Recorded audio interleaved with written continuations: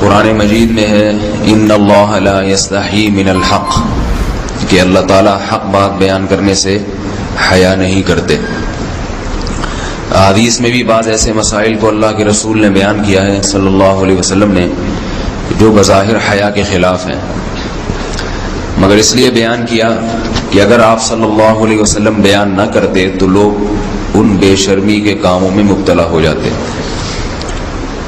اسی وجہ سے میں بھی یہ ہمت کر رہا ہوں کہ ایک اور ایسا گناہ جس میں لوگ مبتلا ہیں،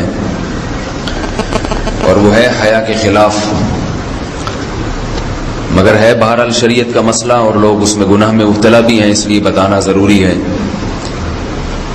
وہ یہ ہے کہ لوگ شادی کے بعد بھی، آج کی نوجوان نسل زوجہ سے، بیوی سے غیر فطری طریقے سے ہم بستری کرتے ہیں۔ انٹرنیٹ پہ بیہودہ فلمیں دیکھتے ہیں تو جو چیز انگریزوں کی دیکھ رہے ہیں کہ ان کے کلچر آہستہ آہستہ میڈیا کے ذریعے ہمارے معاشرے میں بھی آ رہا ہے۔ اللہ کے رسول صلی اللہ علیہ وسلم نے لعنت فرمائی ہے، ایک روایت میں ہے کہ اللہ اس کی طرف دیکھے گا نہیں کہ جو اپنی زوجہ سے پچھلے راستے سے ہم بستری کرے گا۔ یہ بیماری بھی، یہ گندگی بھی لوگوں میں پھیلتی جا رہی ہے، خاص طور پہ جن کو لڑکوں سے بدفعلی کی عادت پڑ جائے تو وہ زوجہ سے فطری راستے سے ہم بستری نہیں کرتے۔ اللہ نے فرمایا کہ نساؤکم حرث لکم، یہ تمہاری زوجات ہیں، بیویاں ہیں، یہ نسل بڑھانے کے لیے ہیں۔ تو اسی راستے میں انسان اپنی خواہش کو پوری کر سکتا ہے جس راستے سے نسل بڑھتی ہے، اس کے علاوہ کسی اور راستے سے اپنی خواہش کو پورا کرنا یہ حرام ہے، گناہ کبیرہ ہے، گندگی ہے۔ ہمارے پاس کیسز آتے ہیں، ایک پاک دامن لڑکی کی شادی ہوتی ہے، لڑکا بھی بظاہر بڑا نیک، لیکن کیا ہے، لڑکا چونکہ ٹھرکی ہوتا ہے، شہوت کا درندہ ہوتا ہے، تو وہ یہ نہیں دیکھتا کہ میں اپنی بری خواہش مٹانے کے لیے میں اپنی زوجہ کو غیر فطری طریقے پر مجبور کیسے کر سکتا ہوں، تو مجبور کرتا ہے پھر اپنی بیوی کو۔ اس میں جو عورتیں زیادہ پاک دامن نہیں ہو، نیک نہ ہو، یا ان کو یہ ڈر ہو کہ طلاق ہو گئی تو ہم کہاں جائیں گے،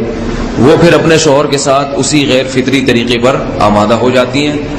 اور اس کا عذاب اور اس کا وبال یہ ہوتا ہے کہ کچھ دنوں میں ان کو بھی اسی کی لت پڑ جاتی ہے۔ انسان جب بھی کوئی غیر فطری راستہ اختیار کرتا ہے،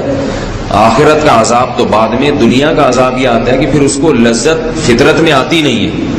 پھر جو راستہ اللہ نے رکھے اس میں اس کو لذت نہیں آئے گی، پھر وہ گندگی میں ہی گھسنے کی کوشش کرے گا، اس کی بھی فطرت خراب ہو جاتی ہے، اور جس کے ساتھ یہ بدفعلی کی جائے اس کی بھی فطرت خراب ہو جاتی ہے، وہ بھی پھر کسی کے قابل نہیں رہتے۔ تو اپنے جان پر رحم کرنا چاہیے۔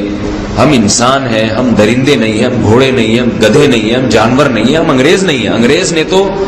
حیا اور شرم کی تمام حدود کو توڑ دیا ہے، وہ تو درندے بن چکے ہیں۔ ہم تو درندے نہیں ہیں، ہم تو حلال کھاتے ہیں، پاک صاف رہنے کی کوشش کرتے ہیں، تو ہم ان کی جو